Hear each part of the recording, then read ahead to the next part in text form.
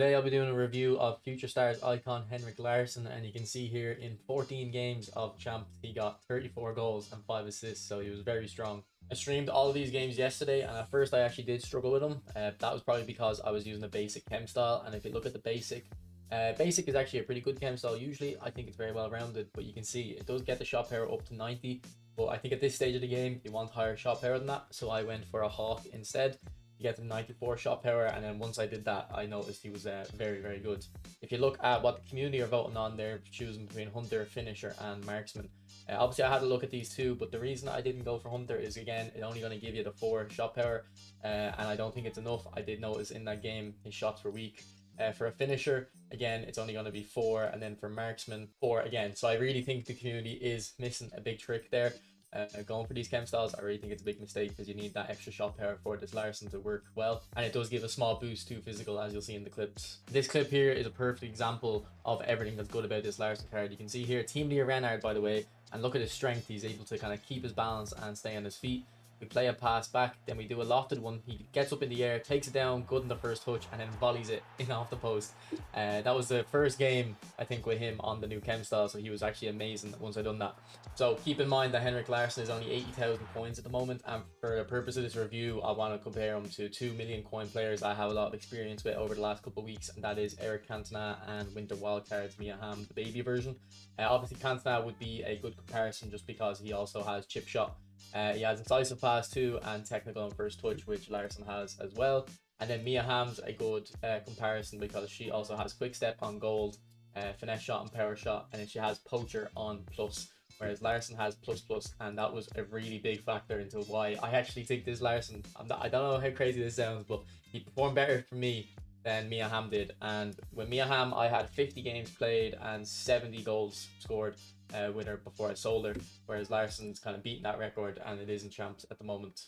So if we focus on the comparison to Eric Cantona at the moment, the chip shot gold, when I first saw it I was very disappointed, because I've now used 2 players that I've tried to review, and that was Rudy Voller and Cantona, and both of them have chip shot and I've never had success with it. And you can see here in these clips that I'm not getting any success with the chip shot from distance, but here's Foden without chip shot and he's able to bury it.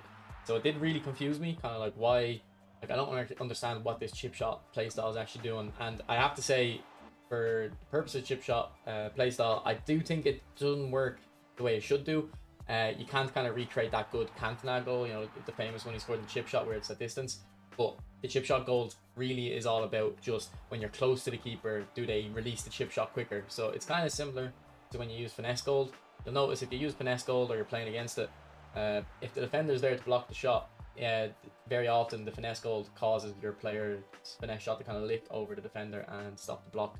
That's essentially the same thing that's going to be happening with chip shot gold, and it's just really good for when you're close to the keeper, but not for those long range ones where you really think the playstyle should be working. Now, I will say for Cantona that his passing was a lot better than Henrik Larsson. Like, Larsson does have incisive pass, and you'll see in the clips here that Larsson's true passing isn't actually that effective because he only has 75 vision, but it's really just for the very simple passes that you expect any player to make, but sometimes they go loose.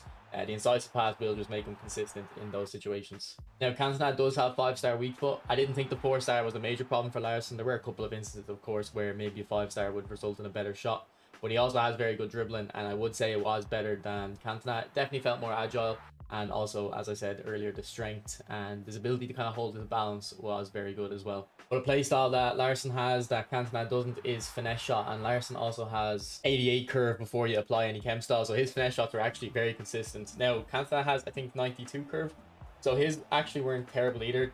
EA said it themselves. In the recent patch, they definitely made finesse shots improve for players that maybe don't have the playstyle, but they do have the stats for like the high finish and the high curve. But if you have the silver finesse shot and you have high curve and finishing, it's going to be very good. So both Larsson and Cantona have technical as a playstyle, but Cantona only starts off with 85 agility before boost, whereas Larsson has 90. And from using both of them for about, I think I used Cantona for 30 games and Larsson for only 15.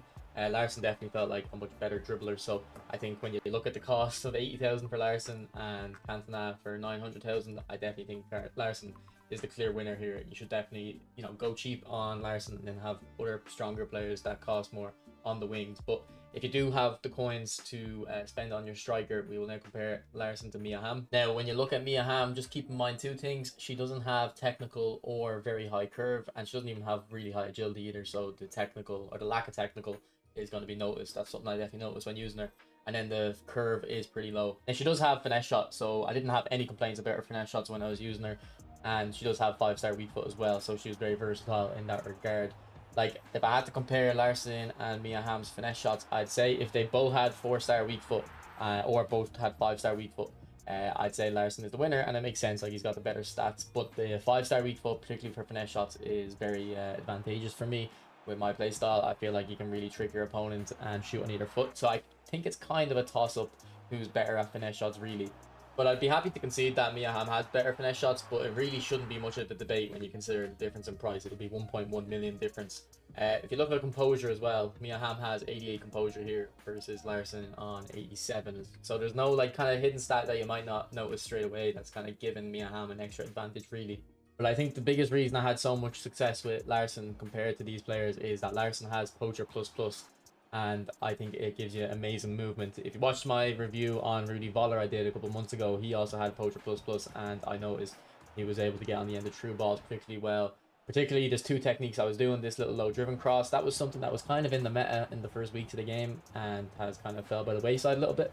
But also these little double trap triangle passes where you do like a lofted pass, he's able to get onto them very well. And I think where he stands on the pitch is the same as a Poacher Plus or Advanced Forward would stand. But I think just because he has Poacher Plus, it causes the game to kind of like get the pass through to him or something. I don't know how the AI works exactly, but he was just able to get on the end of all of these passes. And he kept getting jammy like this, you know, able to kind of serve as a battering ram in a way. Here he is holding off Militao, which allows him to slip it past the goalkeeper. Here he is, I think it's Laurent Blanc again, using his strength very well, and then we use his kind of pace, the rapid, little bit of a speed boost, go around on the outside and put it into the back of the net. So just a very well-rounded player, a proper striker, you know, traditional, nice little bit of agility there, quick feet, and then we put it into the near post. And also another thing he has in his locker is power shots, so if you can't really feel like you're going to burst in, you can hit out a power shot too, although I would recommend you green time them because I think power shots aren't as strong as they were at the start of the game. I think for the most part, like this one here, I don't think that goes in if you don't green time the shot, unfortunately. But this is the team I used in Champs, so if you want to see the full Champs run, I did live stream it. It should be on your screen now with a link. I really do recommend this guy, and I paid 180,000 coins from just because I wanted to review him, but I'm very happy I did, even though he's gone down 100k. I'm very glad I got to know how good of a cheap piece this guy is. Hey, thanks for watching. Bye.